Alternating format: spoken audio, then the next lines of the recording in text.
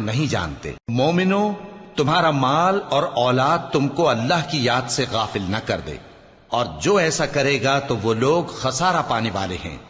اور جو مال ہم نے تم کو دیا ہے اس میں سے اس وقت سے پیشتر خرچ کر لو کہ تم میں سے کسی کی موت آ جائے تو اس وقت کہنے لگے کہ اے میرے پروردگار، تو نے مجھے تھوڑی سی اور مہلت کیوں نہ دی تاکہ میں خیرات کر لیتا اور نیک لوگوں میں داخل ہو جاتا۔ اور جب کسی کی موت آ جاتی ہے تو اللہ اس کو ہرگز مہلت نہیں دیتا، اور جو کچھ تم کرتے ہو اللہ اس سے خبردار ہے۔